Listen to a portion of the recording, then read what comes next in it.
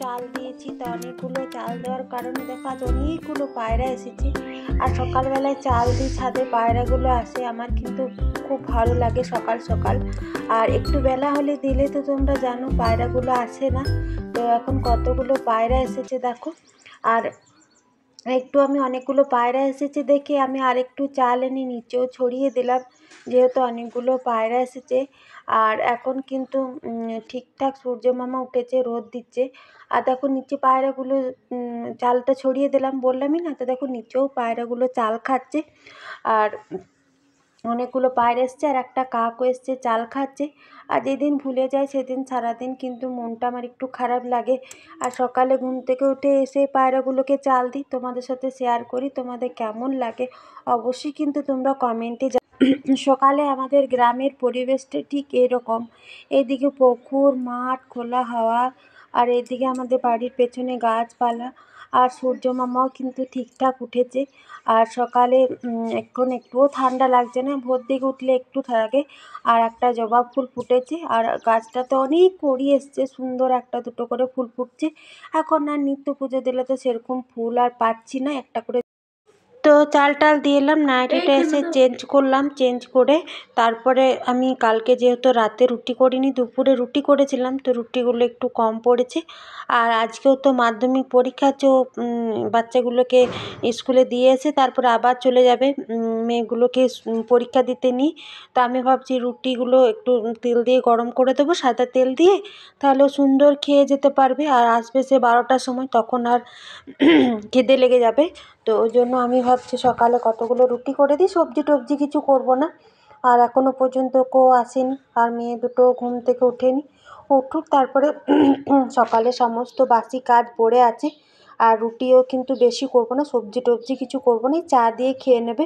আর মেয়েগুলোকেও একবারই জলখাবার দিয়ে দেবো, তারপরে সমস্ত বাসি কাজ সেরে স্নান করতে আমার অনেকটাই বেলা হয়ে যায়।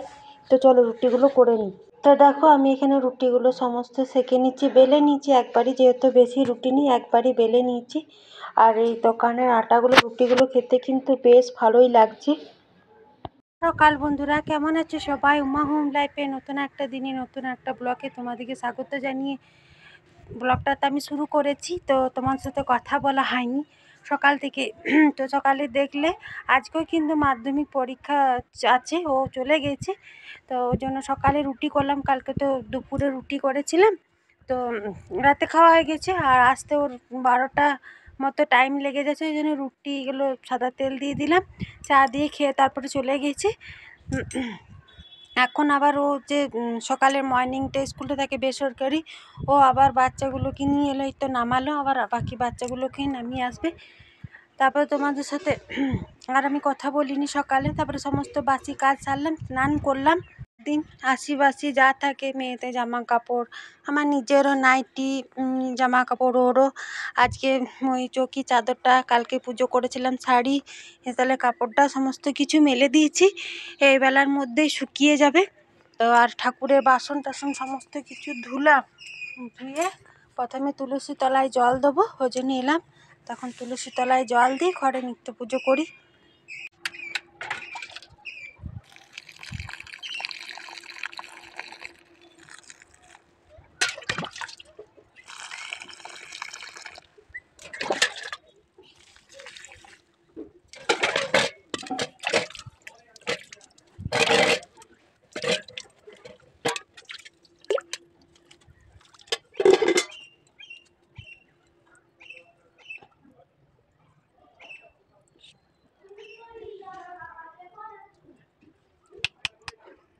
তো ছাদে তো তুলসী তলায় জল দিয়ে এলাম, আর ঠাকুরের বাসনগুলো পিতম্বরী পাউডার দিয়ে মেজেছি, কত সুন্দর লাগছে দেখো।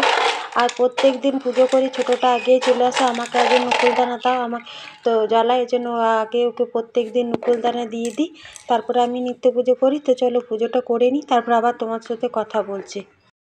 তো দেখো আমার ঠাকুরকে কিন্তু চন্দন, তারপরে সিঁদুর সব কিছু দেওয়া হয়ে গেলো, ঠাকুরকে ভোগও নিবেদন করলাম, ধূপও দেখিয়ে দিচ্ছি। আর দেখানো হয়ে গেল তোমাদের সাথে, আর ঠাকুরের নিত্য পুজোটা নিস্তির মনে করলাম, দেখালাম না। তো পুজো দিয়ে আমার কমপ্লিট হয়ে গেল, এখানে আমার নিত্য পুজো দেওয়া কমপ্লিট। তো পরীক্ষা দিয়ে মেয়েগুলোকে দিয়ে এলো, আর বাচ্চাগুলোকেও নিয়ে এলো, জলখাবারতে খেয়েছে। তো ডিম সেদ্ধ করে নামালাম আর সোয়াবিন দিয়ে দিলাম, আর এখানে একটু আলুগুলো লাল লাল করে ভাজছি। আর এখানে ফুলকপি, গাজর, টমেটো সব কিছু কেটে নিয়েছি। ফুলকপি আলু দিয়ে একটা সবজি হবে আর ডিমের কারি হবে। তো ওই জন্য আর অনেকটাই বেলা হয়ে গেছে। ও এখানে যে আর একটু ছোটো ঘি ছিল সেটাই দেখছি যে ঘিটা কতটুকু ছিল। আর পটাপট রান্না করি। তো রান্না ও বলছে আবার খেয়ে যাবো। তো ওই জন্য আলুগুলো লাল লাল করে ভেজে নিয়েছি। তাহলে আর এখানে ফুলকপি, গাজর, পেঁয়াজ টেয়াজ সব কিছু দিয়ে দিয়েছি। আর ভালো করে একটু কষে নিচ্ছি। ফুলকপিতে একটু তেলও লাগে আর একটু ভাজা ভাজা করে দিলে ভালো লাগে। এখন শীতটা অনেকটাই চলে গেছে, তো ফুলকপি বাঁধাকপি আর ভালো লাগছে না, কিন্তু এভাবে একটু ভালো করে রান্না করলে মশলা টশলা দিয়ে সয়াবিন টয়াবিন অনেক কিছু দিয়ে তাহলে ভালোই লাগবে।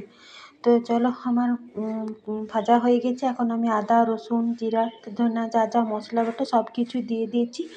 আর একটু নাড়াচাড়া করব, আর কারণ তেলে তো সব কিছু ভেজেই নিয়ে রেখেছি, তাহলে একটু জল দেবো। মশলার একটা কাঁচা গন্ধ যেটা সেটা ছেড়ে যাবে, তাহলে মোটামুটি আমার সবজিটা হয়ে যাবে। আর ও বললো আমি মেয়েগুলোকে নিয়ে আসি তারপরে খাবো।